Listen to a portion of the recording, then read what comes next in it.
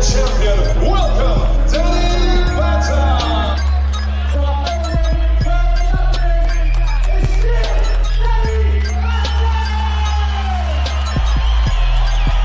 Fucking number one.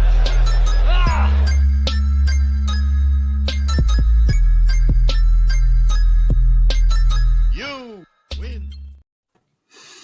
Hey guys, I'm Cy and welcome to A.C.E Podcast Nation, the home of the Danny Batten Fight Show. This is episode number 86, and tonight we will be talking the latest MMA and boxing news, plus, of course, the UFC 265 from last night, including some incredible performances and fights. And, of course, we'll be talking to another top guest from the world of combat sports, which I'm very excited to do. And we'll introduce him in just a second. But we are live on YouTube, Facebook, and Twitter. A.C.E Podcast Nation, of course, you're home to many great shows and series featuring top guests, expert analysts, and more. So do give us a follow on social media. You can follow the show as well at Danny Batten FS on Instagram and Twitter. Subscribe to the YouTube channel. Get all the shows first and all the live streams, etc.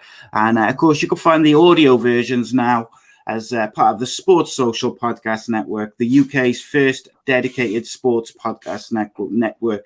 And you can find all of our shows that we produce on there on the various subjects, from MMA and boxing to wrestling to football and lots more, including some of our original series like My Story, Mental Health in Sport, and exclusive interviews with bands and whatnot. Lots to be found. But check out Sports Social on social media, and their website is sport-social.co.uk. You'll find all sorts of podcasts there, but it's really happy to be teaming up with them. And speaking of teaming up, as usual, teamed up with former Cage Warriors champion, UK MMA legend. It is Mr. Daniel Batten. Welcome, my friend. How are you?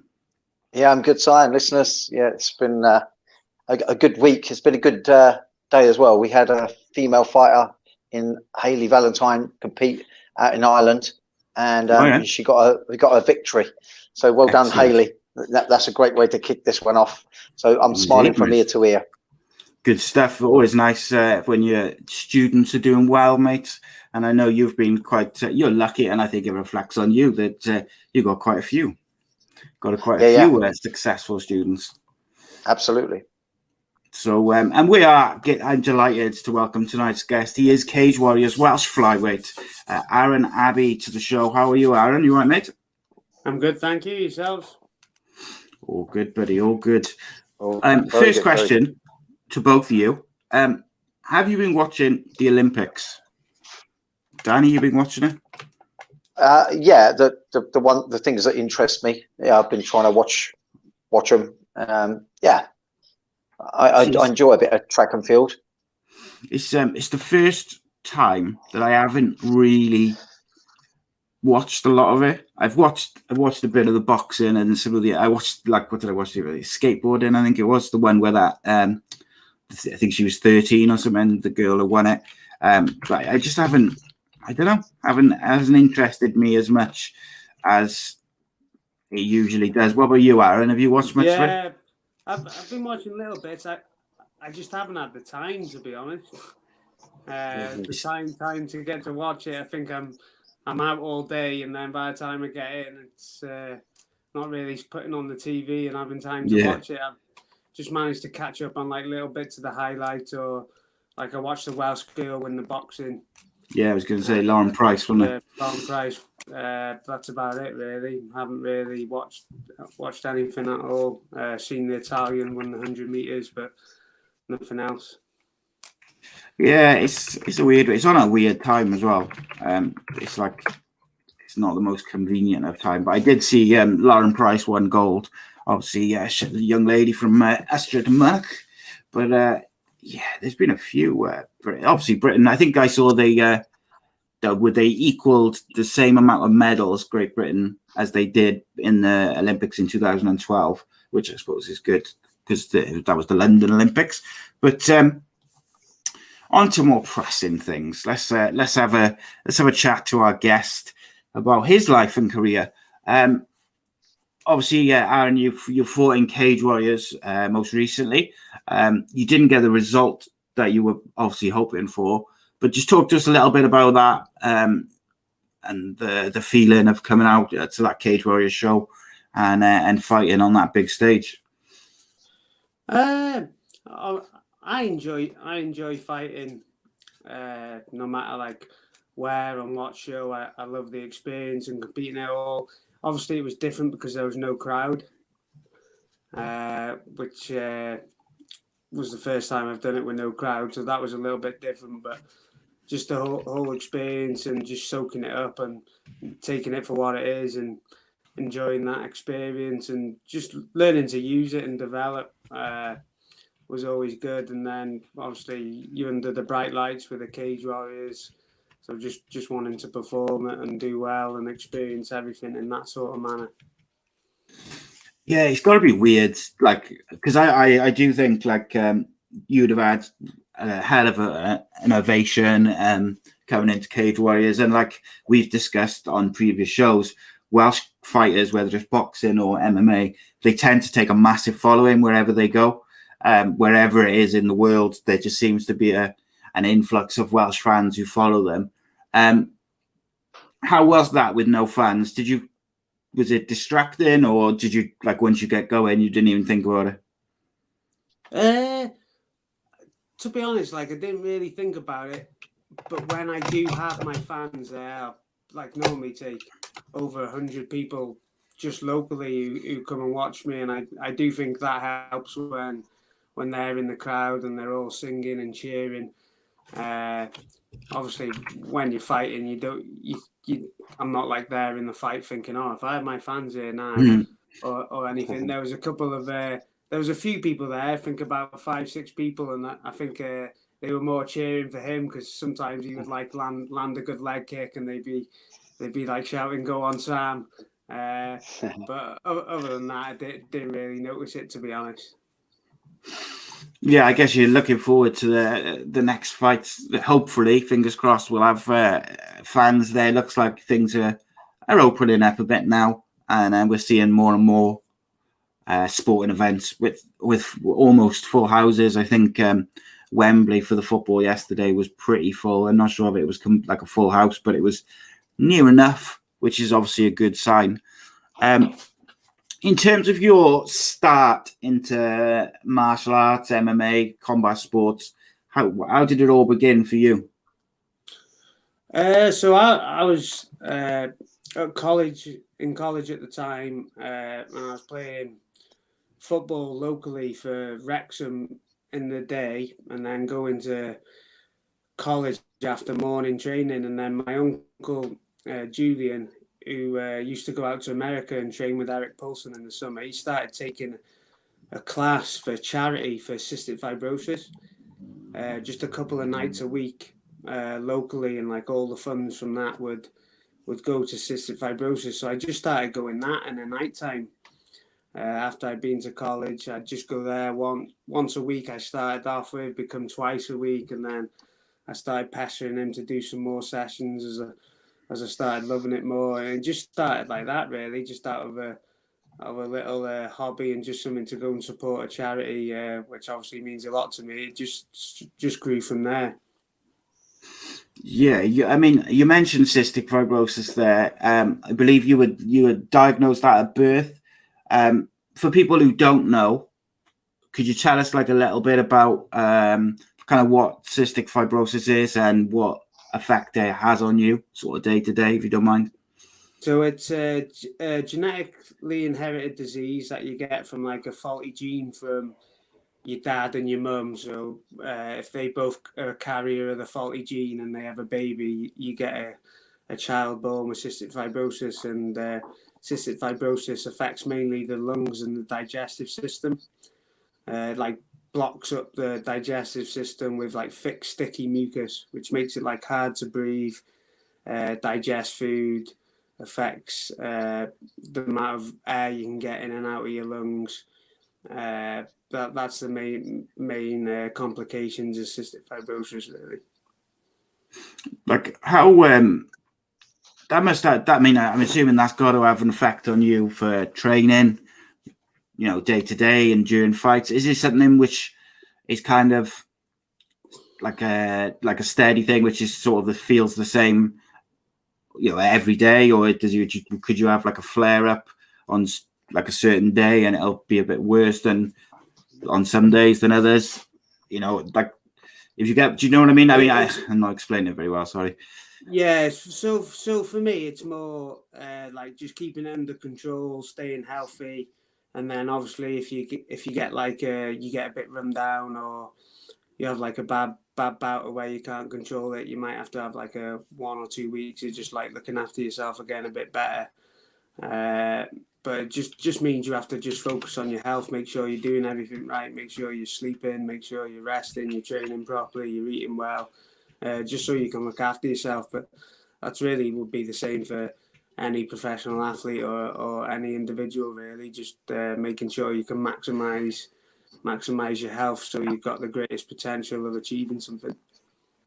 Yeah, you on medication for that? Is there something that you have to constantly take, or something you take when you get a bad spell, as you put it?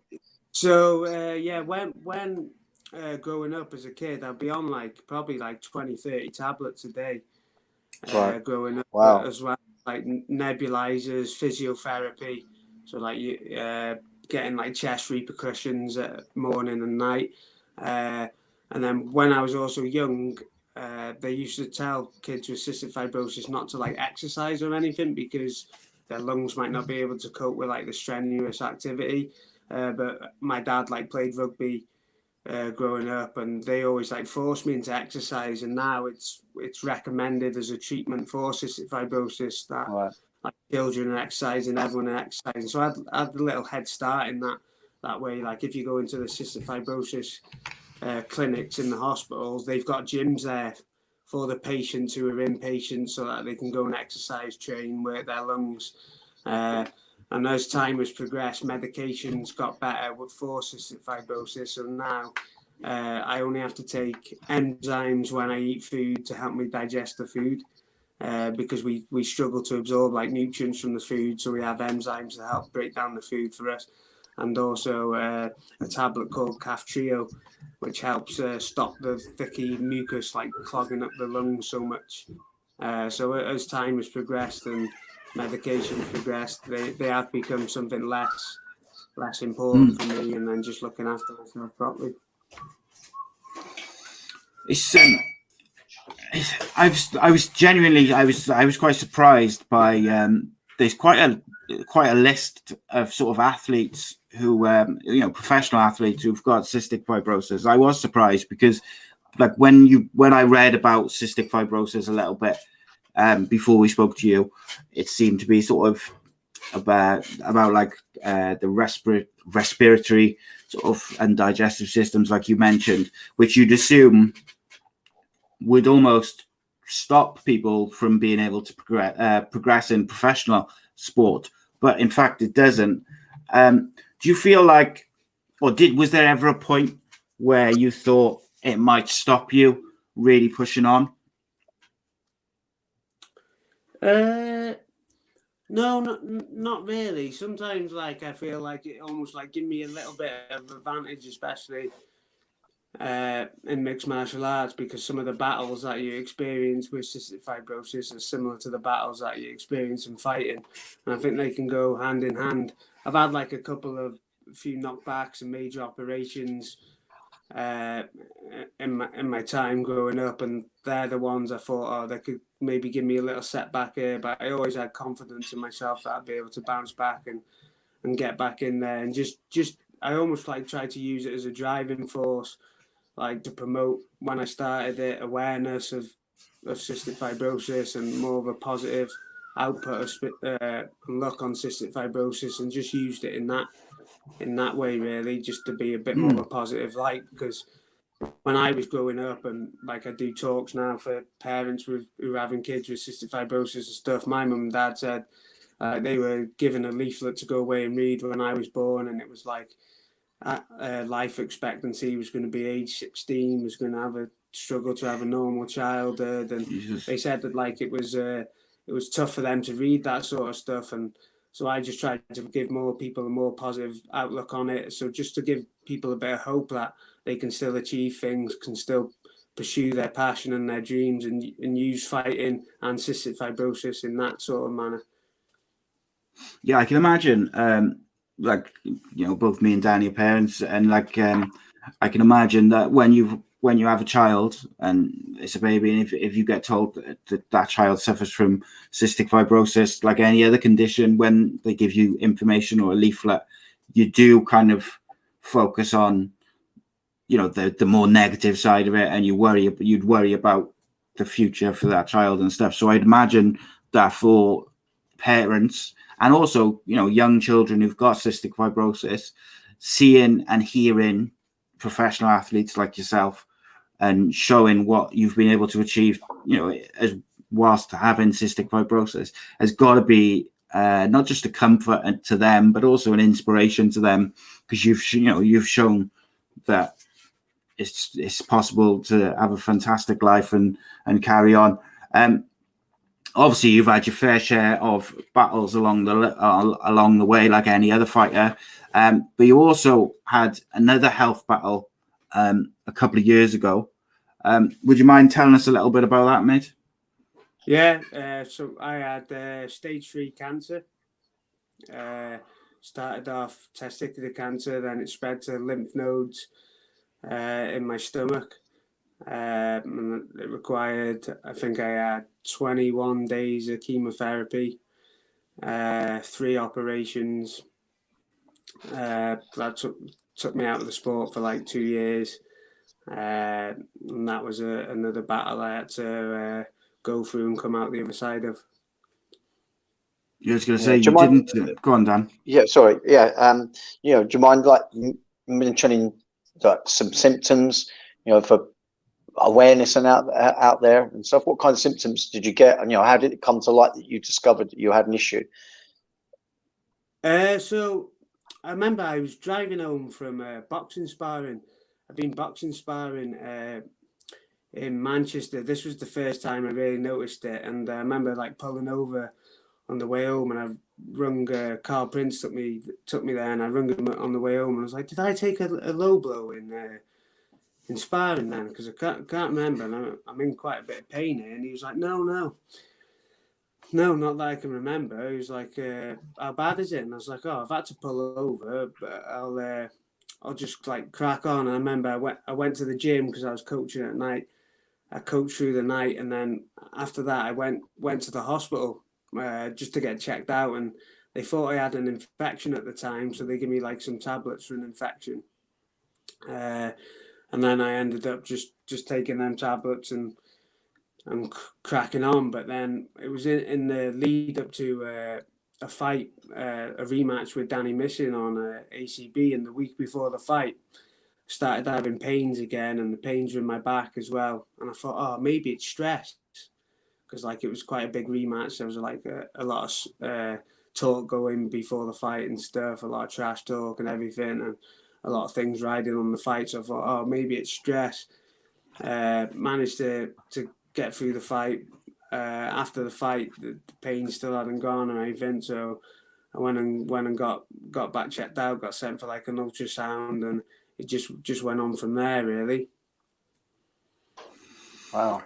It's incredible. You have to forgive my ignorance, Aaron. When you said stage 3 cancer, it's my understanding, and my understanding is very, very limited, because I have really bad health anxiety, so I tend to try not to read about stuff. But isn't stage 3 one of the more serious stages? Was there ever a point where you were worried? Go on. Yeah, supposedly with mine is so stage 3 is when it gets to the size of it in your stomach. When it gets past a certain stage, it goes from stage 2 to stage 3. So obviously I only found out this through time, as going through it and experiencing it and asking questions about it when I was going through it. But the operation that I had to have to remove the lymph nodes from my stomach, only one surgeon would do the operation in the UK, and I had to wait for him to be able to do it because where the mass was in the stomach, where the blood goes to and from the heart, so it was right by the major artery. And like before that operation, I went for a meeting with a surgeon, and he basically told me to get my will ready just in case I didn't come out the other end. He said like basically he could open me up and just close me back up, being like it's too far gone, or if the cancer would have like maybe spread to my spine or anything.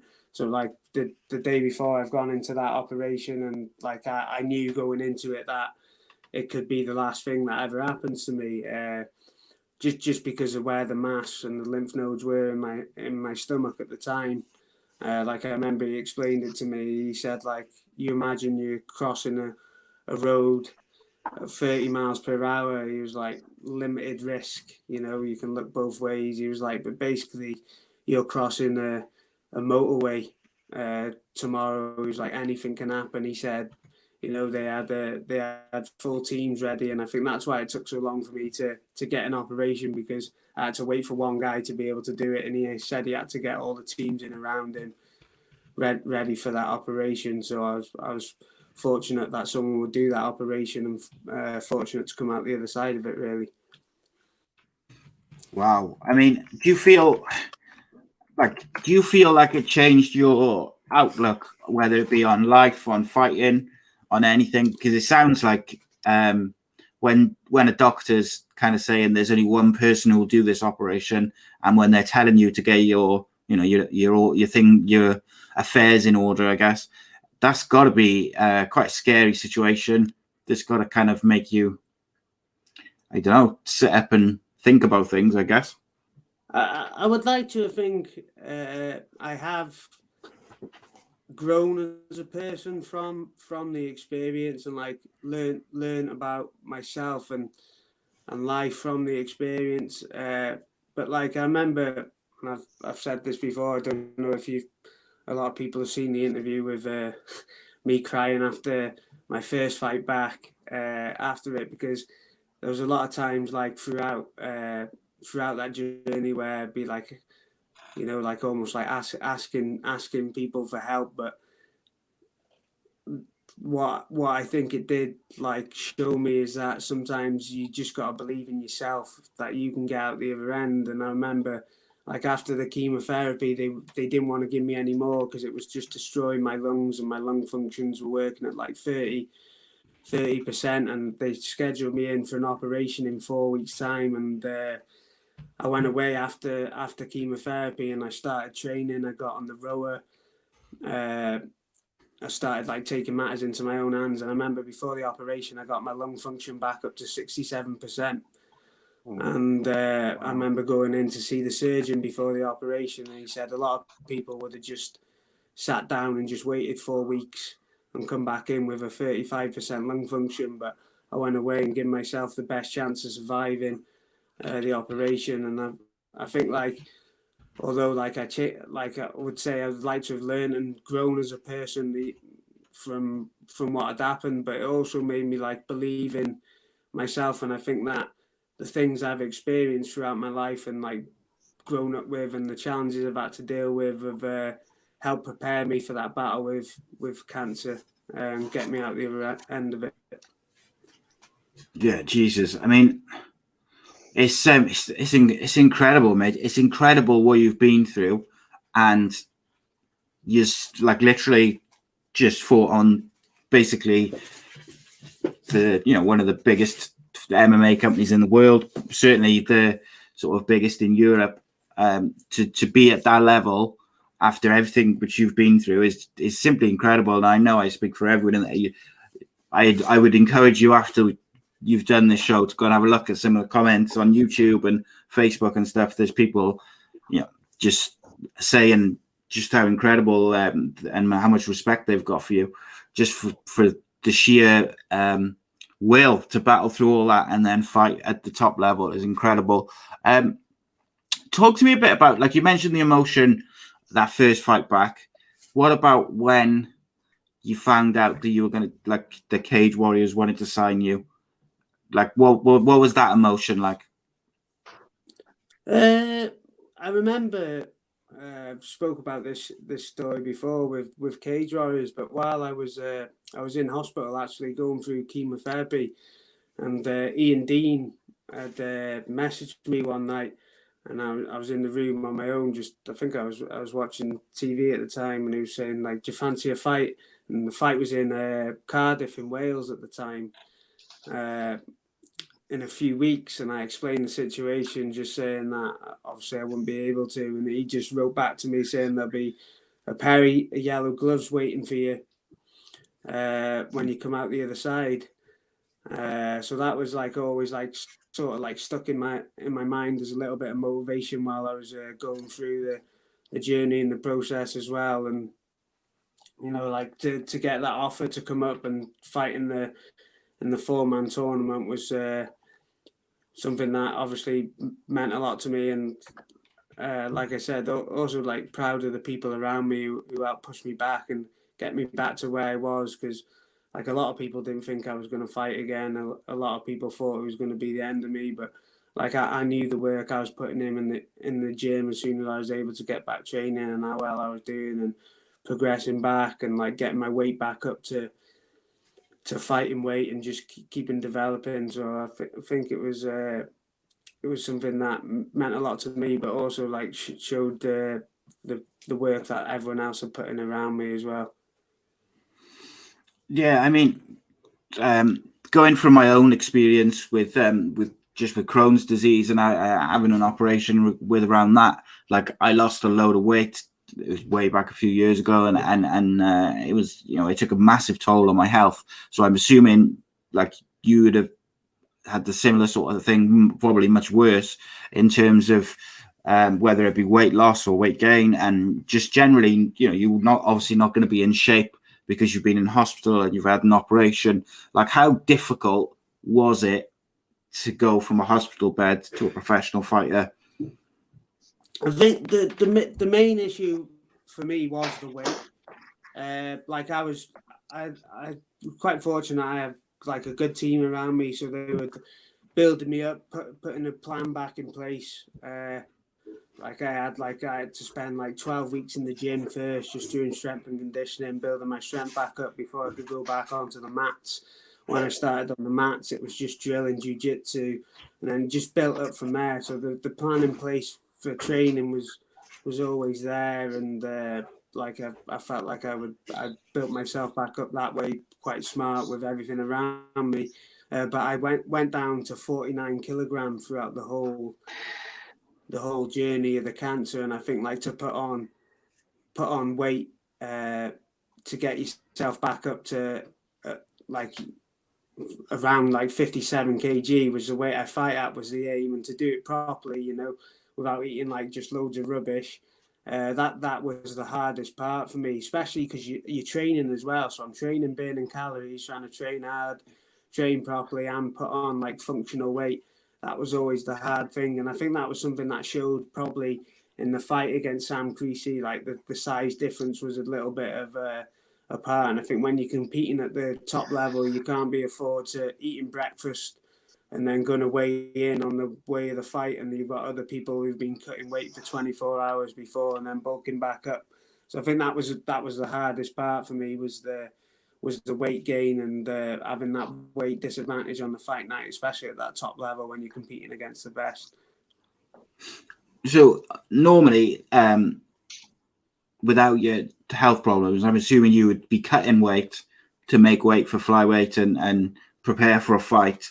So you were almost doing it in reverse, putting weight on to get ready for fights. I cut it a little bit of weight early in my career, only like 2-3 kg. I'd walk around at like 135 pound maybe, and then I would cut probably like 5 pound in the morning of the fight. But like my first fight back against Howard Grant, I weighed in at like 55 kilograms, and I'd had breakfast, drove myself to the weigh-in when my dog weighed in, and he actually missed weight by 1.5 kilograms. So I was giving up a lot of weight that fight, and then obviously the Sam Creasy fight, bit of similar situation. Just a little.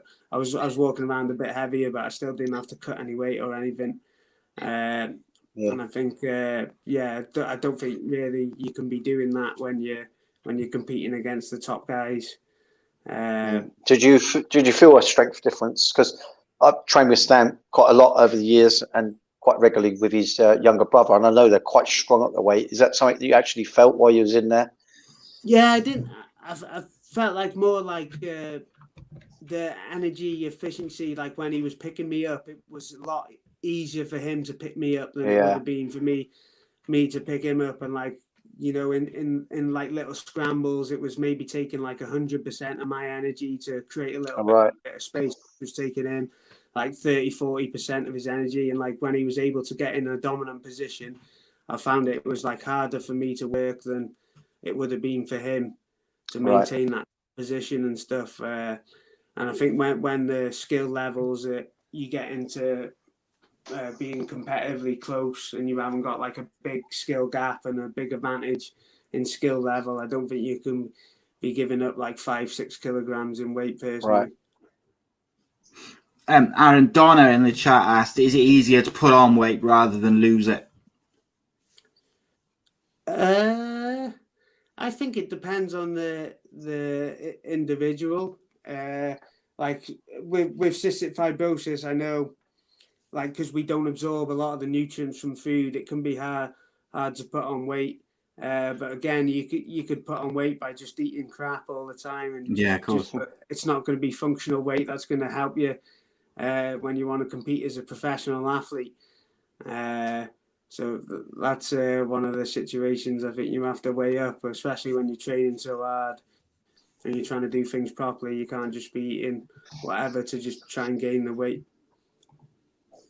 Yeah, of course. And ironically, next week's guest is Sam Creasy, which is a coincidence. But I mean, obviously the fighting Cage Warriors didn't go the way you wanted. But I'd imagine, obviously, we had a big layoff with COVID and things like that as well. Did things like lockdown and stuff like that over the last sort of 18 months, 2 years, like, how's that affected you as well? Because obviously you would have spent a time in hospital and had an operation. And then if my timelines match up, and I'm sure you can correct me if I'm wrong, kind of like when you were recovering and coming out of hospital, was that when sort of the COVID stuff started, or were you out of hospital a bit before that? Yeah, no. So I managed to, I think it went like November, I fought, and then February I fought in Dubai, and then it was just after February, I remember returning home and we all went back into lockdown.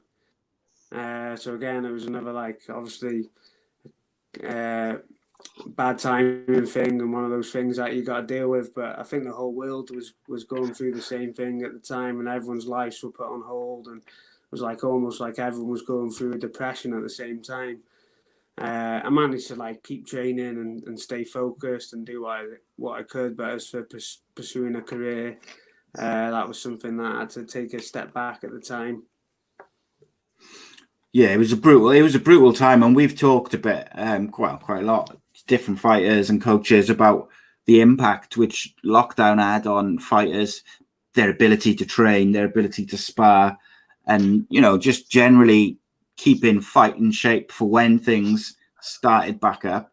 Like, how difficult did you find it to sort of stay in, you know, fight in shape, I guess, during lockdown and COVID times?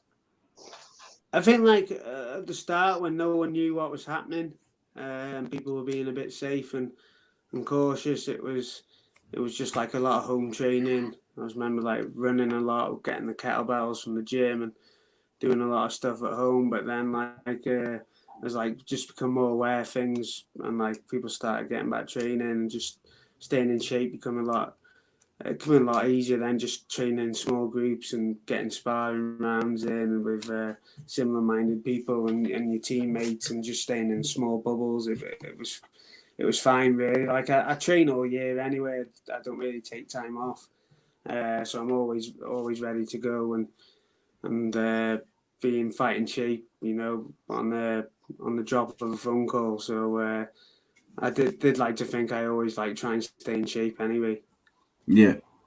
What about influences on you as a fighter? Like, is there sort of particular fighters that you kind of used to look up to or you used to watch a lot of? Anyone who kind of really stands out for you? I think like I've been quite fortunate with the people I've grown up with and trained with, and being able to like pick certain things from like the coaches I've had and the people I train with, and sometimes like not only just fighting styles and philosophies and like the way they like coach certain things and just bring it together all in one motion. Like I think like you can learn a lot from like a lot of fighters, like technical aspects, mental aspects, the way they approach the game. But I think you can also learn a lot about how to be a person from them as well. So I like to think like I've like try and like pick little things from everyone really, and I'm fortunate that I've had so many great people around me and help support me on this journey, and like just take little things and aspects from everyone really. And I think that's one of the great things about mixed martial arts as a sport, is that there's so many different individuals out there and everyone's still trying to find their feet in, like, which is quite a new sport, and it's constantly evolving and growing and developing. And I think that everyone's like growing with it, and you're seeing the levels of the professionalism. Like I always look at the amateur shows now. Some of the top amateurs in the UK would have been high level pro champions 10 years ago, and I think the sport's constantly developing, and coaches are developing, and people are developing within the game. And I think I'm quite fortunate to be around so many great people. Yeah, I mean, me and Danny have talked a lot about 10 years ago there was you could have fighters in the UFC who could get by on just being a great wrestler or a great striker, or good at one or two things and sort of sufficient at the rest. But I think you've only got to look at the top 15 in each division in the UFC, male and female, to see that if you haven't got an all-round game at the very highest level, you're not going to reach that sort of pinnacle, if you like, just because the game's changed so much in that sort of 10-year period, maybe a bit longer. What's your sort of plans going forward now, mate? You looking to get another fight sort of as soon as possible in Cage Warriors, or? Yeah, I'm looking to get a fight as soon as possible. Been trying to like keep putting on the weight, keep training, and wait for a shout and be ready to compete again. That's what I mean. I just want to keep challenging myself and keep looking to grow and make sure I've improve my physical stature and my weight, and get competing again. Good stuff, mate. It's right. I've got a couple of questions from the live chat for you, mate. So we'll put those to you. Reese David Evans says, "How has your training changed since your recovery from cancer?" To be fair, I wouldn't say it's changed too much. I almost feel like I'm trying to make up lost time. So I'm just looking to keep training and keep progressing. Like I've never been one to have a fight camp, be out the gym. I've always like trained all year. So like since after cancer, obviously I had to train smarter. Like I said, I had to plan with my physio. It was like 12 weeks strength and conditioning before I could get back to just drilling technique on the mat and building it up from there. But now I'm all healed and all recovered. I'm just training the same as everyone else, really. Just looking to keep progressing and developing and getting better all around. And Gaz says, here's a question and a half, mind. And I'll put this to Danny as well after you, Aaron. He says, who's the greatest flyweight of all time, in your opinion? Ooh, I'm probably after going to say Mighty Mouse. That's for me. As for like technical skill, being there, competing against everyone and competing in weight classes above, for me, he's the greatest flyweight of all time. Yeah, I agree. And it's really interesting that you would mention him because how can I say it without giving too much away? I had a conversation with someone this week, and we are hoping that in some form he will be joining me and myself with Danny at some point. But we will see how that develops, because obviously I agree with you. He is the greatest flyweight of all time, and of course he's still going in one championship at the moment. Danny, is it Mighty Mouse for you, mate, or have you got a differing flyweight? Yeah. I mean, I think initially, I'm sort of driven towards the same thoughts. Although Henry Cejudo, he was the same weight, wasn't he? Yeah. I know he defeated him. I'd say he was pretty special, and I think he got out a real good time as well. I think some of the athletes we've spoken about many times before stay in the game a little too long. He got himself to the top and got out. You know, it's kind of the best way to do things, really.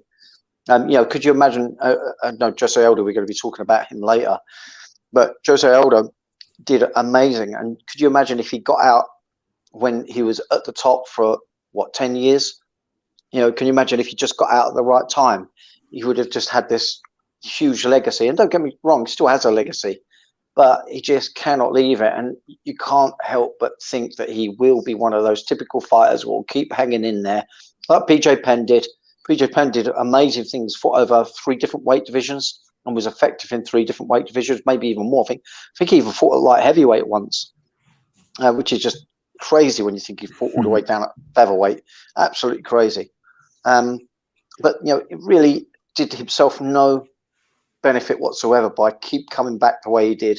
I think with that part, Henry Cejudo come around. He beat the best fighters that there was at the time, and he got off one out. I think that was amazing. You've got to be a certain personality type to make really assertive decisions and stick by them.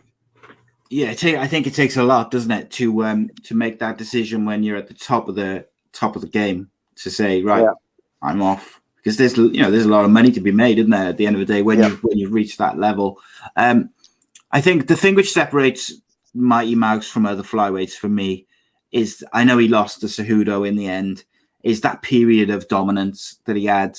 I forget. I think it was about 10 fights into, it might have even been more than that, but he was just at certain points in that period, he just looked the perfect fighter. He almost made the division boring because he was that so dominant. Like the flyweight division now is so much more open because he's not in it anymore winning. I think when someone like wipes out a division like that, it's because they're so dominant. Obviously, Cejudo come in and they were 1-1. Obviously, in the thing, if he would have carried on winning, you could make that argument. I feel like definitely skill level for skill level, but as for like wiping out a division, no one's done it like him, have they? No. Yeah. Do you know, have you listened to many of his interviews that he's done? Like, he's incredibly intelligent and fast thinking. You can tell his brain's going faster than he can talk, but he talks a fair old canter as well. The guy is an absolute genius. He's obviously got great physical reactions. He's mentally super sharp. It just impresses me. I like listening to different fighters. I think you can get a lot from them, from just hearing the way they talk about their sport, about themselves, and about other subjects. You just get an idea of what they're all about. But that guy switched on. Super smart guy. Impressive. Oh, yes. Another couple of questions. Let's have a look. Reese asks, with all the medication, Aaron, that you must have been or you are still on, have you ever had any issues with any of them being on like a banned substance list or anything like that? No, nothing's been on a banned substance list. I've always checked, but nothing's ever been on them. And I think, like, if it was life-saving, obviously medication for a condition, you'd probably get an exemption anyway. But yeah, nothing's ever caused me that issue. Yeah, we talked about this a few weeks back. Like how, as a professional fighter, like how strict are you with supplements and medications or anything like that? Do you check everything to make sure, like, because obviously over the years we've seen different fighters banned for different things. Sometimes it can be supplements and things like that which have been tainted, or they've got something in. Like, are you quite strict, or have you got someone within your team who will check everything which kind of goes into your body? Yeah, so I've got someone within my team who used to work for like the GB Olympic team, so I can always check with her if anything's on there. But I'm quite strict on what I put in my body anyway. Like medication wise, I'll always check the side effects or anything I'm putting in. I always want to make sure I'm not putting any old crap into my body, no matter what it is. Making sure everything's going to fuel me in the best way possible. So it's the same with medication or anything. Just want to be popping some in for the sake of it. So always making sure that I'm going to get the best bang for my buck if it's a supplement or anything. Indeed, mate. And Donna asked, and I guess this question can go to both of you as well. She says, when fighters change weight categories, what's the reason? Is it sometimes because there's easier competition in different weight divisions, or could it be other reasons? Aaron, go on. We'll go to you first, mate, with that. I think that's based on the individual and the circumstances. Sometimes a fighter can change weight division because it's better for their health and performance, or sometimes maybe they feel like they've done everything at a certain weight class, or it isn't the best for their performance anymore. So I think it all depends on the situation and the individual, really. What about you, Danny? Like, what could their other reasons be for people changing weight divisions? Obviously, we saw Jose Aldo, you mentioned, changed weight division, didn't he? Yeah, more in an unusual way for him, because he went down a weight. For the most part, when you get older, you end up going up a weight.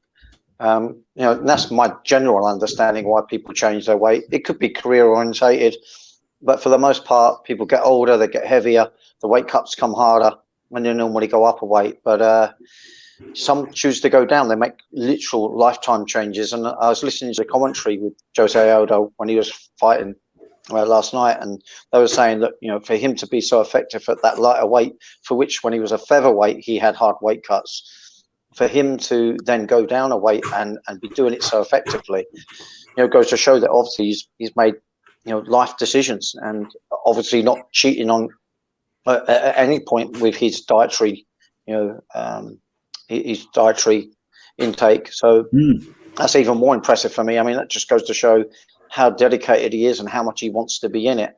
And he's still proven to be effective, and he's not a young man. He's been at the top of the sport for a very, very long time. But going back to the question, there are many ways, and reasons people choose to go up and down the weights. But for the most part, people generally go up a weight, particularly in boxing. But in boxing, you go up weights more incrementally, don't you? There's just a kilo here and a kilo there to go up a different weight division. Whereas in MMA, it's a considerable amount of kilos differences. I think it's good for fighters. For the most part, I think it allows them to have longer careers. Can you imagine, say, a featherweight, getting to, say, 33, 34, no longer quite at the top, and maybe due to the fact that he can't cut weight so well, so easily at that weight, and goes up a weight and then gets a new lease of life. It can happen that way. But another good example of someone going down a weight that really surprised me was the really good striking guy. Jesus, I'm really bad with that. Very similar striking as Jose Aldo, Barbosa. Yes. He's gone down a weight, hasn't he? Yeah. And performed absolutely amazing. And you would have thought he was a reasonable size lightweight, but now he's come down to featherweight, just looking incredible. And again, I think it's just life decisions. They're absolutely dedicating their whole self into the sport, and they're keeping themselves relevant for a longer time, and fair play to them. Do you think at their ages, but neither of them are, young fighters anymore, do you think that that's got to be a decision that they're making, outside fight camps? They've got to be watching what they're putting, watching their weight, watching what they're eating, and keeping their weight down, because it seems like Jose Aldo was struggling to make featherweight, wasn't it? At certain points, in the build-up, I remember to the Conor McGregor fight, I think Aldo missed weight for a couple of fights before that.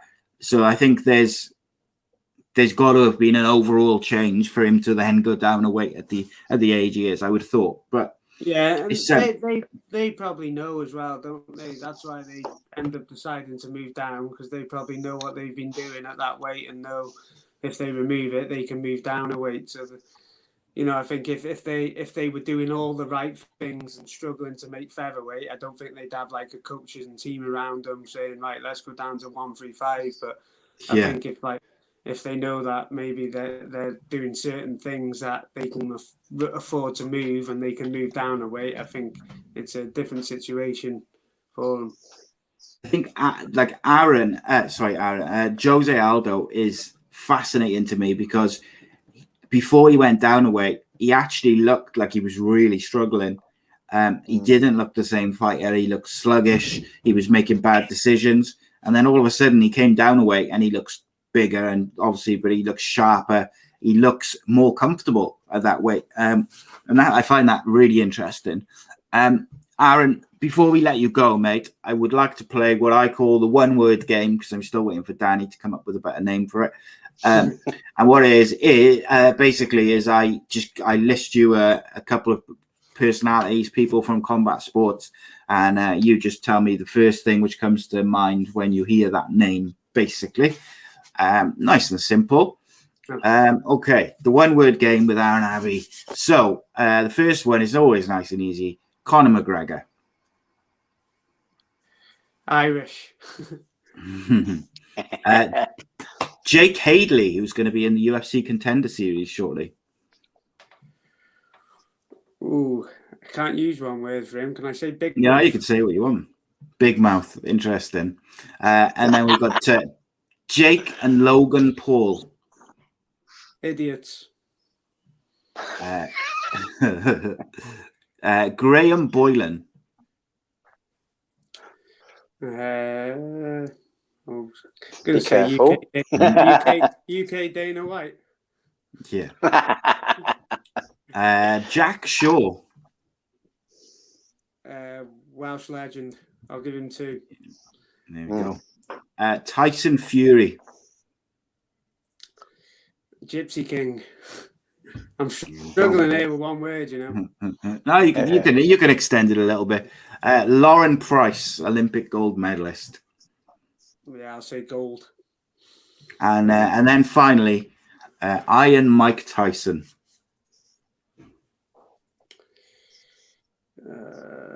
We'll go.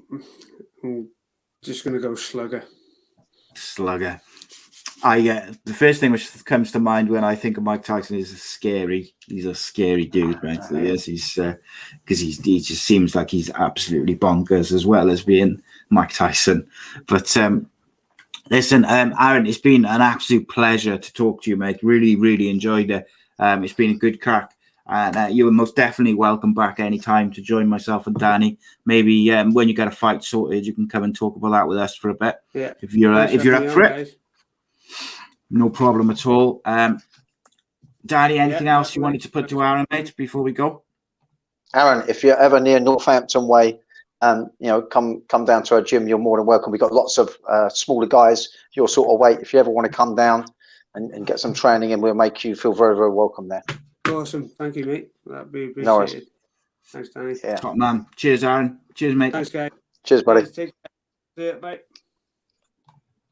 Aaron Abbey, another fantastic guest, mate. Really enjoyed that. It was a good chat. What a story, mate. And just absolutely, like you could tell by the comments, people were just listening and really taking in what he was saying and just amazed. And there was a few comments where it was like they had people were assuming that as he was telling his story that he had retired, like he was an ex-fighter And then when he said like he's fighting at the top level still, it was like, wow, you could see the reaction as I could see it as it was coming through. Like it was really interesting, mate. And look, it's hard enough to be a professional athlete. It's hard enough to be a professional fighter at the top level.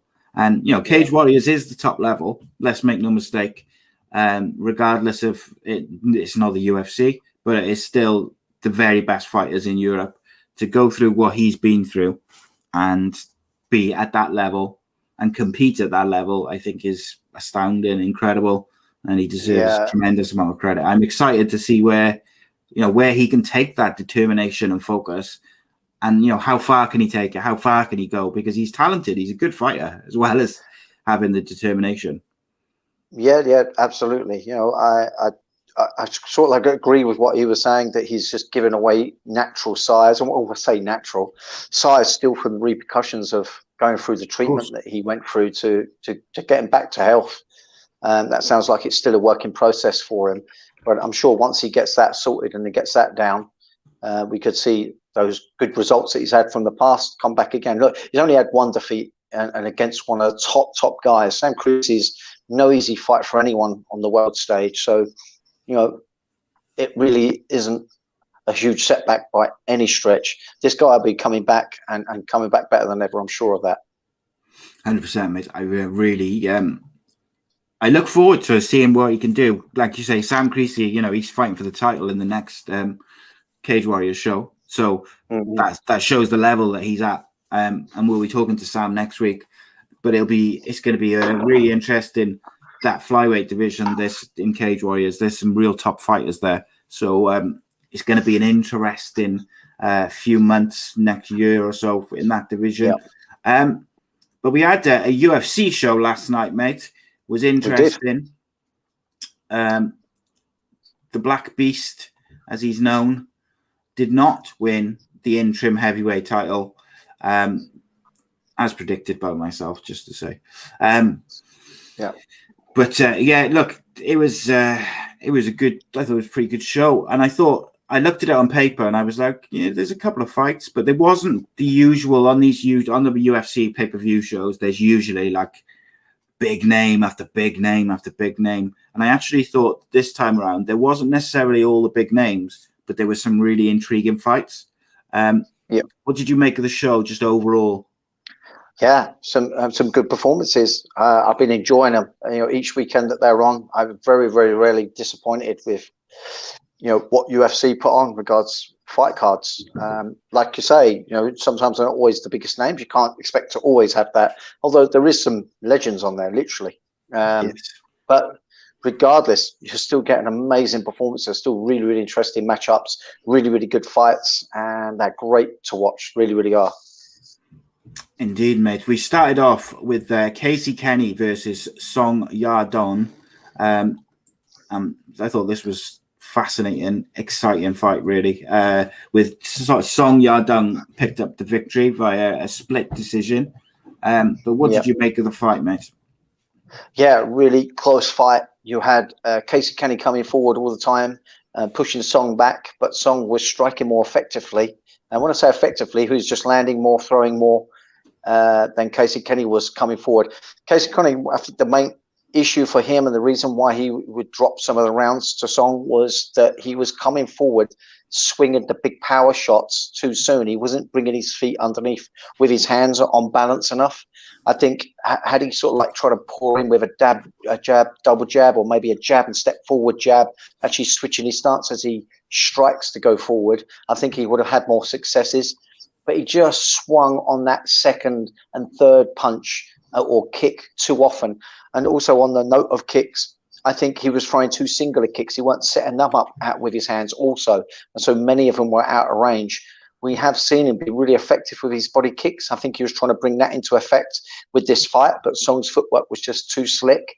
I was really, really impressed with the way Song conducted himself, both going forward and retracting back, for which he had to do a lot of, but not in a way where it made him look too negative. Now, as much as I say, don't make him look too negative, you can get judges that will mark that against him when the punch count is close. And the punch count was still close enough for judges to sway it the other way in the case for Kenny's favour. But I think, Song did win it. He got the result.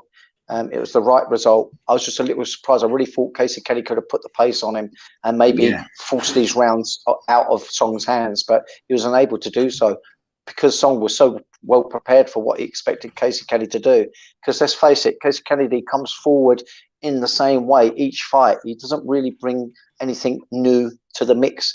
He's world class in all areas, without a doubt, but I just felt like he didn't strategize or wasn't able to adapt his strategy to make things work well against Song that night, unfortunately for him. Yeah, it's going to be real interesting to see what Casey Kenny does next. I had Song Yadong winning each round, I got to be honest. Yeah. Did you have the same, or did you have Kenny winning any of the rounds? I think, just looking at my notes, I had second round I had given to Kenny. 1 and 3 I gave to Yadong. I think if you give them to Kenny, you sort of have to start fishing for reasons why and looking a little bit deeper. And he was able to get Song down briefly, wasn't he, in a couple of the rounds, right at the end of the rounds. And, you could argue, was that enough to tip it? In my mind, it just wasn't. I think Song was the one that was doing all the more flavoursome work in there. And, he got the victory, and I think he was deservedly so. Absolutely, mate. 100% agree with that. So then next up, we had, was it Tisha Torres, ranked number 10, defeating Angela Hill, ranked number 12, by unanimous decision.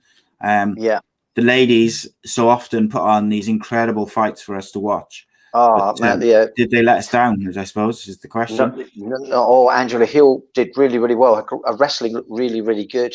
I also did like her striking, but she was just up against a better, more flamboyant striker in Torres. Torres was just another level of striker, and the energy level she brought and the physicality that she brought was really, really impressive. Now, Angela Hill was out wrestling her technically, but she was able to scramble back to the feet and sometimes put Angela Hill down just because of her physical energy that she brought to the table.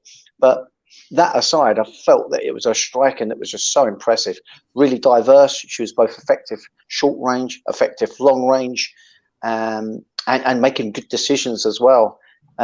Angela Hill, I felt, fought as good as she could have fought. I don't think there was anything too disappointing with what I saw from her. But I just felt like she was just coming up short because Torres was just so good. Yeah, I had Torres winning the first two, and then actually 1, 2. Yeah, I had Torres winning in all 3. I'm a big fan of Tisha Torres. I'm excited to see where she goes next in this division, because I think she's building up a bit of steam. I thought she is. I thought it was an exceptional performance by her, but that's not to say that Angela Hill had a bad performance. I thought Angela Hill did quite well. I thought I was quite impressed with. I think her strikes have improved massively over the last couple of fights. You could see she's been working on that. But Tisha Torres, for me, I just think she's a special talent. She's a special fighter. And I believe so. I do not think it will be long before we see Tisha Torres in some sort of title fight. Yeah, she's definitely showing all the signs of a potential champion. She needs to just tidy up a little bit on some of those strikes. She sometimes got a little too carried away, and also with her energy levels was a little inefficient, as much as she still had energy to bring, no matter what pace she seemed to be pushing at. I just feel like it was making her a little untidy at times. Yeah, and I think what you've got to remember as well, she's ranked number 10. She looks incredibly impressive, and she looks more impressive with each fight. Is what you've got to remember is the champions in these women's divisions. They're special talents. Like you look at the women's champions, like Amanda Nunes, Valentina Shevchenko, and Rose Namajunas. That you are talking the top level of female MMA. So I'll be interested to see who they give next, to be honest with you, because Tisha Torres, she can only you can only fight what's in front of you, can't you, at the end of the day? And she's doing particularly good at that. Was there anything which sort of stuck out in terms of Tisha Torres's offensive work that stuck out for you, mate? I just thought she was, really creative and hard to read. And part of that being hard to read, but that she was bringing so many attacking tools to the table. It must have been really, really difficult for Angela Hill to try to stop all that was coming to her. But like I say, Angela Hill didn't really underperform. I think she did very, very well.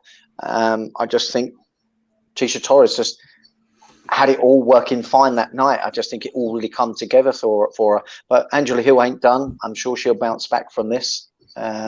She's still one of the top girls out there, and I think with the way she's improving, because she is, I do think, like you said, she's improved with her striking no end. She really has. I think we're going to see more of that improvement. I'm going to see more results coming her way. But right now, I think all the excitement, all the attention is on Tecia Torres, and for good reason. Yeah, so just above Tecia Torres, you've got Michelle Waterson's ranked 9, Claudia Gadelha 8, Nina Nunes 7, and then you've got Marina Rodriguez, Mackenzie Dern, Yan Xiaonan, Carla Esperanza, Joanna Jacek, and Shang Weili, of course, and then Rose is the champion. Is there any of those names which stick out that you'd like to see Tecia Torres fight next? Yeah. I think she gets someone around that 6 or 7 rank. I think if she can prove herself there, and then she can start making a play towards that title and fight someone in that top 5, and she could be within 3 fights of having a title shot.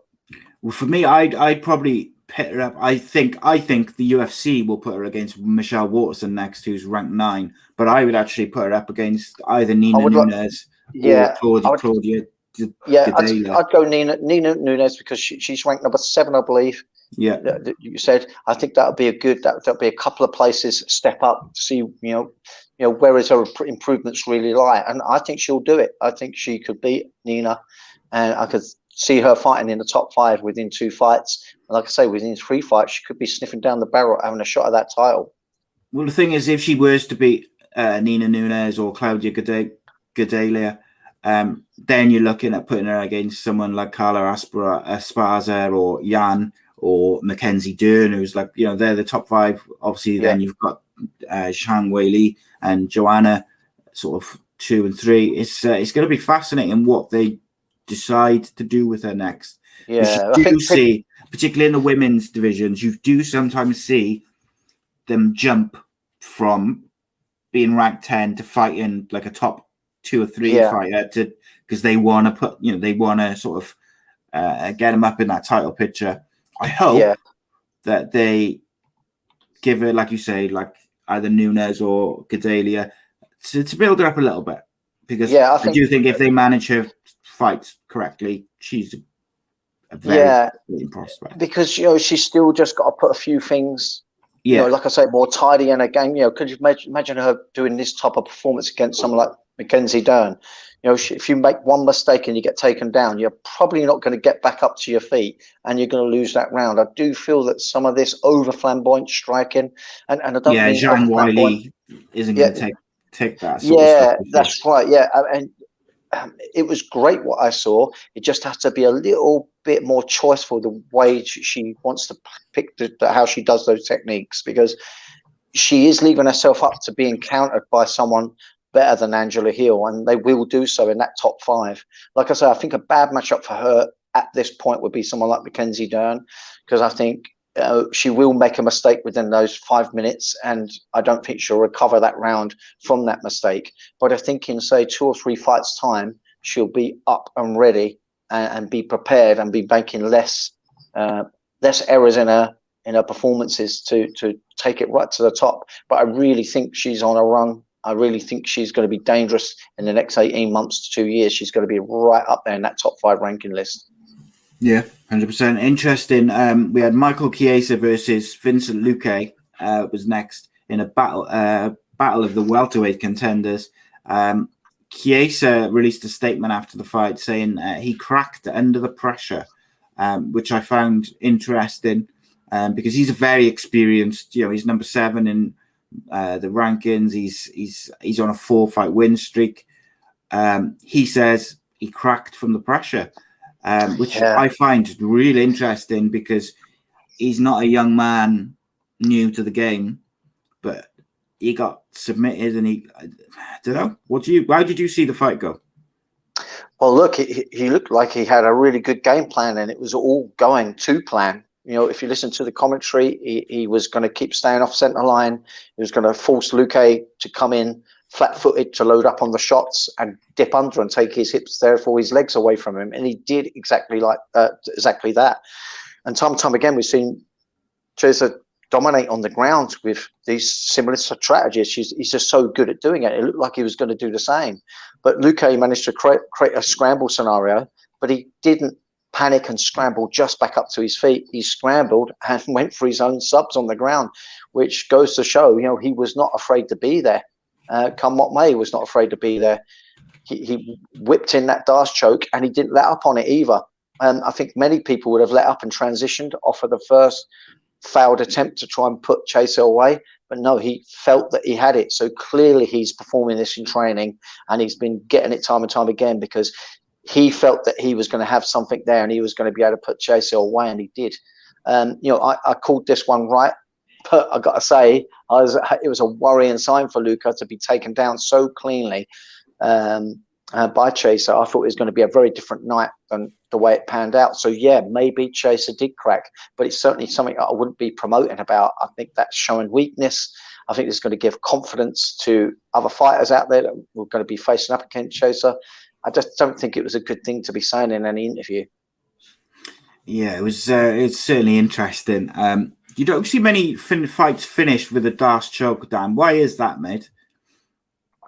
No, I disagree. I think you do see them from time to time. I just think generally. No, I don't mean like super rare, but it's not like I don't know. It's not something you see every week. Because it's normally means you've made a mistake with your posture being the height of your head. That can happen either on entry for a takedown.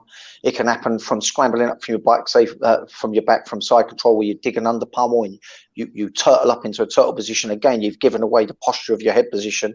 They're the kind of situations you're going to have a Darce hit on you. And you had a scramble situation here. And Chiesa, what should Chiesa have done to get out of it? Because he just seemed to be in a position where he kind of quit almost. Yeah, absolutely. I think he could have fought it out a little bit more. He should have been bridging up onto the body and widening his arms so his shoulder's not up against his neck, which is what stops the blood flow and makes the choke on. It's not rocket science to get out of it. It's just that you're being strangled, so that can affect your thought process. Yeah, and your judgment. It makes you, it can make you panic, and I think he had the panic hitting, and it makes you not move right. But what he should have done was, which it appeared that he was doing at first, is to stack up, keep your arm broad, and then look to turn. It didn't happen that way for him. But like I say, Luque obviously does this in training. He obviously felt confident he had it because he didn't let go of it. And not only that, it was early in the first round. So Luque had all the fresh energy in his arms to try and make a sure thing of that Darce choke, and he did it. Yeah, I read in Michael Chiesa's statement, and it's weird, mate. I gotta be honest, because like you say, he did tap pretty quick, which is not something that you'd expect from Michael Chiesa. He's ranked 5 in the world for a reason. He's on a 4-fight win streak, and then he got tapped out to a Darce choke, which it looked like. Look, I'm not a fighter. I've never been a fighter. I've never been in a Darce choke, getting my, strangled and in front of thousands and millions of people. But it looked to me like he could have scrambled a bit more and done, like you mentioned, more, and he just tapped. And I'll be following him with interest to see if he elaborates further, because every Saturday we see these fights and we see different fighters. It's not very often you see one of them, in their own words, crack under the pressure. Yeah, that's not a good thing to say in my mind. I think if one of my fighters felt that way, it's not something I would want them to make public and to be pushing out there. Would you suggest them taking a break if they said that? No, not at all. I don't think so. I just think, you give them a pep talk, you remotivate them, you make them believe in themselves and the team and their training partners to help them get where they want and desire to be. I just think it's saying the right thing in the right way at the right time. Yeah. Next up was the legend himself, ranked number 5, Jose Aldo, defeated Pedro Munhoz, ranked number 9. by unanimous decision, 30-27 across the board. I had round two to Munhoz, but round one and round three I thought were very clearly Aldo's, and I thought Aldo was impressive again. Yeah, Aldo was looking good. The only thing that worries me about Aldo is, the fact that he's really taken away his low kicking game. He did introduce it as the fight went on, which was really good to see, and I think it added to him getting the win.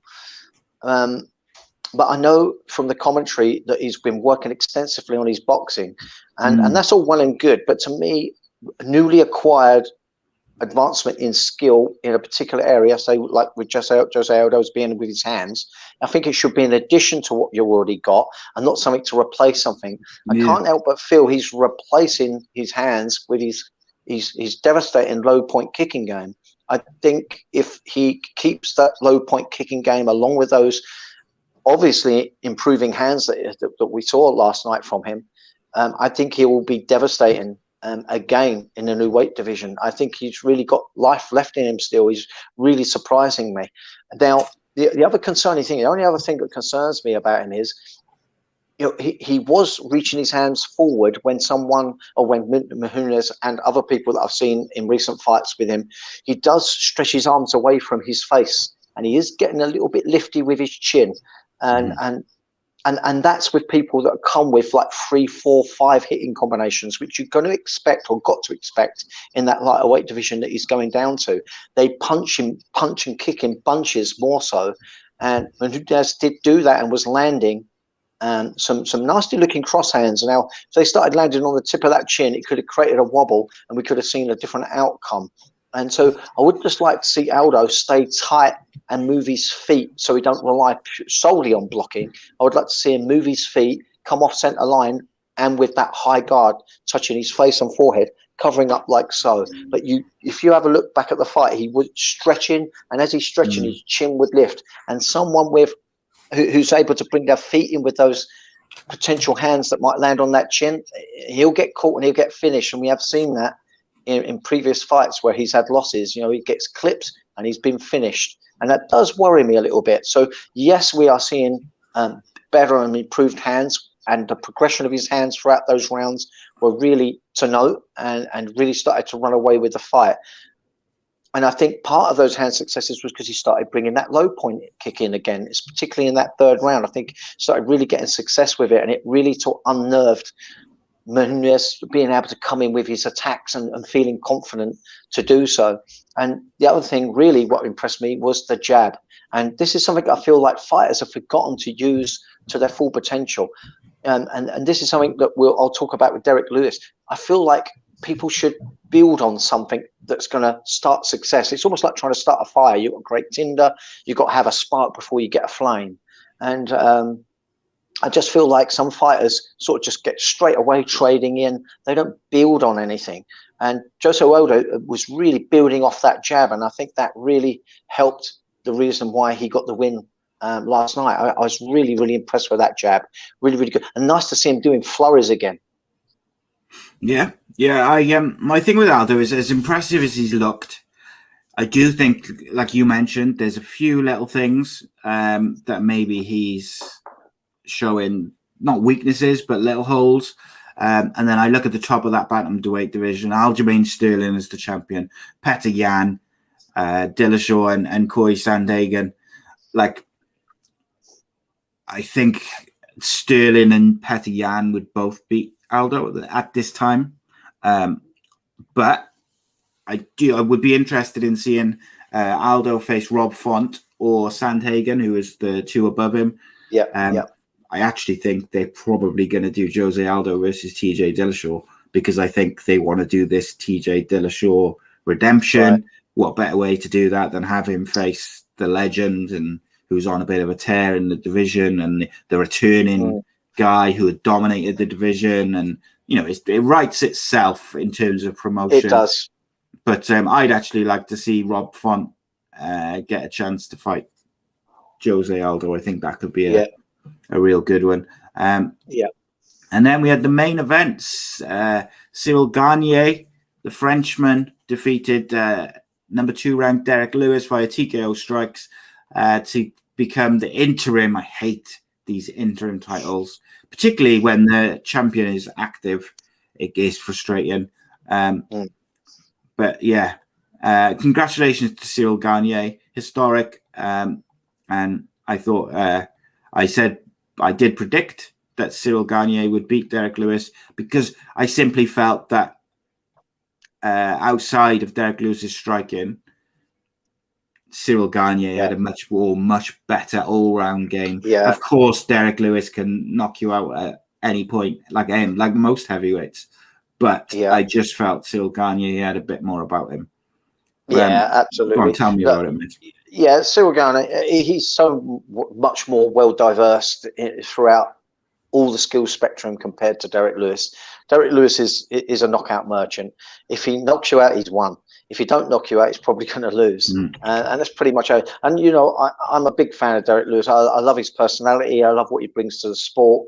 And everyone loves to see a knockout. And boy, does he get it very often. But to be honest, I think with a certain skill set, the strategy is easy. You know, you stay on the outside, you wear him out a little bit.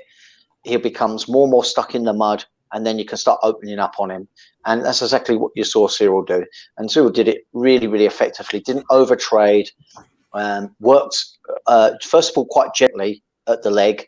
And then as he built confidence and Derek's, big powered kicks and power hands become less of a threat, he started to load up on those leg kicks. And I think that's the first part that started to really dissolve Derek Lewis.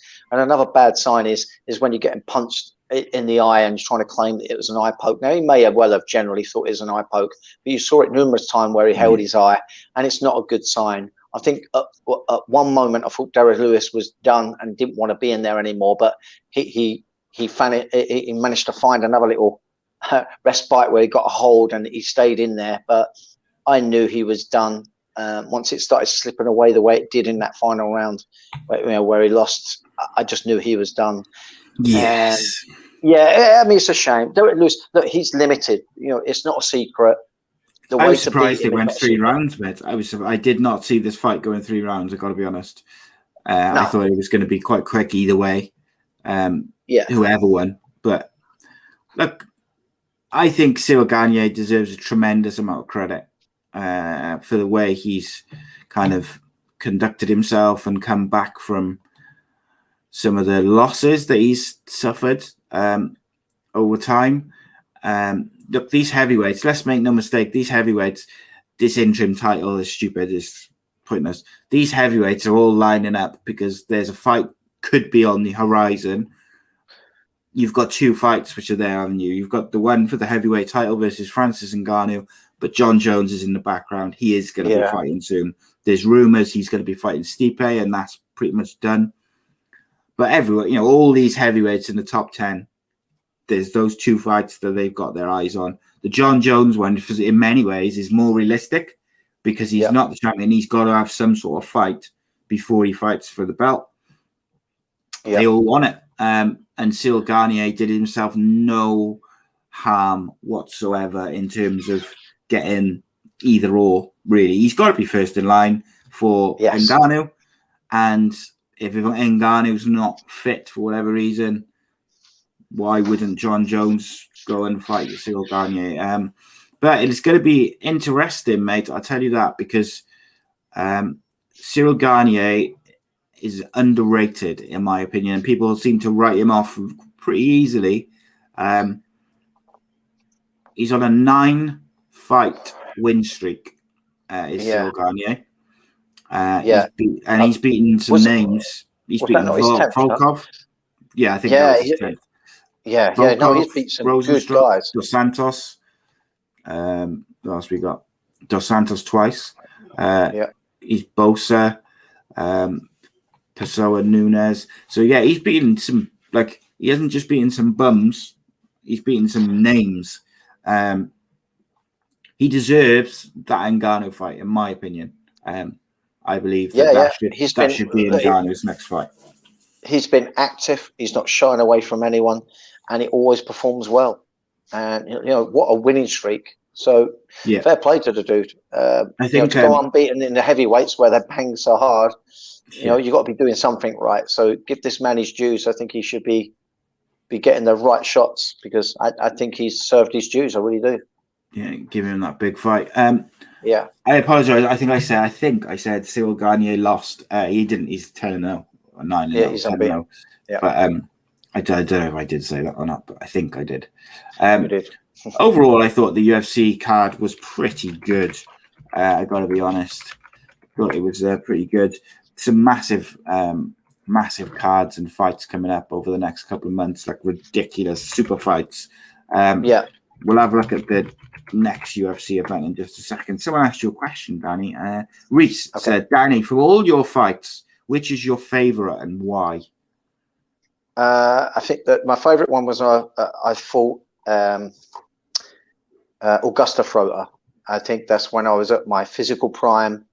It was defending my world title, and you know, he had beaten the world champion in the weight division below me. He had been tapping everyone out in the first round with a standing guillotine or guillotine of some fashion. He was a Brazilian guy, black belt, and really fought explosive. He tried to put people away in the first round, so a lot of people didn't want to face the guy, and you know, it felt really, really good to beat him, because he had taken some really big scalps. And yeah, I just think, what more can I say? I think I got to display a little bit of everything. I got to show that I was, you know, well versed in my ground skills to compete with not just black belts, but black belts from Brazil, and I could also, you know, really implement my striking background that I had and do the damage on the feet, which ultimately led to the win. You know, really smashed his legs up. So I'd say that was one of my most enjoyable, because each round that progressed, I was growing in confidence, and I remember feeling the confidence grow, and I started to really enjoy being in there. Yeah. Good stuff, mate. So there's no UFC next Saturday. So next week's show, we're talking to Cage Warriors flyweight contender Sam Creasy, and then the week after we're speaking to his opponent Luke Shanks, which is going to be fascinating. I also someone asked if we're going to do a watch along on Saturday the 4th of September, the show which was supposed to be in London, because it's on at 9 o'clock British time, because it was supposed to be in London, they're putting it on at a time which is more and the main event is Derek Brunson versus Darren Till, but I know Paddy the Baddy Bimplet's supposed to be on it, and I know there's a couple of other UK fighters who are supposed to be on that card, traveling and whatnot, prevailing. So maybe we'll do a little watch along on that Saturday show. We'll see how things work out. Danny, might be seeing you in Cardiff soon, but don't say anything. Don't tell the people why. But yeah, you know. You never know. Reese David Evans has got another question, so I'll let him finish us off with one question. And he says, did you ever fight outside the UK? And if so, what is it like fighting abroad? Don't go into too much detail, Danny, because you're going to be a guest on My Story, Series 3. Yeah. So we don't want to give too much away. No, okay. Yeah, no. I fought out in Las Vegas. I fought out in Japan 3 times. I went out to Sweden. So yeah, I've been about, and the experience is mixed. I had a great time out in Las Vegas. I had a great time out in Tokyo when I went there. Don't get me wrong, but you know, my experiences in Japan, regards the promotions and the way they treated foreign fighters, was not so tasteful. And but I don't know. There's still experiences warm to my heart. I can tell a story. I'm sure I'll be in rocking chair, smoking a pipe, telling great grandchildren all about my stories, and so I still like to talk about them as we're doing now. But yeah, it is different. Obviously, you don't get so much of a crowd supporting you when you're fighting overseas, particularly if you're fighting someone from their home country. But yeah, it's all part of the mix. You fought in Pancras, didn't you? Yeah, I fought in Pancras, ZST, another promotion that Imaneri. You know, I fought Imaneri actually on that show. That's how he got all his ground skills up to a point when he started to go to things like Heroes, and he started. Well, he made a legendary status for his name, didn't he? Him and Airy did very, very well. So it's great to me. I also fought Thai boxing out there. It was actually some very slightly different Thai boxing format. It's the first time I ever went out to Tokyo, and it was called Shoot Box. And basically, it was Thai boxing, but you was allowed to do any type of takedown. So you got your Thai trips and stuff like that. Well, in Thai boxing, strict Thai boxing, you're not allowed to attack on the hips or the legs. But in this Thai boxing format, you was allowed to do basically suplexes, standing submissions, and so it's kind of like a more brutal form of Thai boxing. I don't know how else to explain it. It's almost partially MMA striking, but you just couldn't continue on the ground. Very unusual sort of format, but predominantly from a spectator's point of view, it would have looked like a Thai boxing match. That was kind of an unusual format to compete at, but I really enjoyed it. It's a good experience, like I say, but all fun. Indeed, mate. Indeed, absolutely. Guys, please do subscribe to the YouTube channel. Click the bell. Most importantly, if you can download the audio versions when it comes out tomorrow morning, that is a phenomenal way to help us, because it's a bit of a new setup. So we're still trying to find people who is in a new place and stuff. So we're trying to spread the word, let people know that they can download it, and the Danny Batten Fight Show's got its own page and stuff like that. So please do help us spread the word. Appreciate all the questions. Appreciate everyone joining us. Appreciate everyone who watches after and downloads it, of course. We'll be back next Sunday, 8 o'clock, with Cage Warriors flyweight title contender, Sam Creasy. Always fun talking to Sam. He's a phenomenal human being, and really looking forward to chatting with him. And we'll be back tomorrow. I'll be back with Andy Campbell, and we are joined by Cardiff City legend Scott Young. I also have Super Kevin scripted this week at some point. Keep an eye on social media to find out what day that is. And of course, the championship show is back on a Friday, so we are back to a full week of podcasts and live shows. So please check us out, have a look, spread the word. But until then, Danny Batten, it has been a pleasure, and I will see you next week. Should be there. Take it easy, my friends. Defending champion, welcome.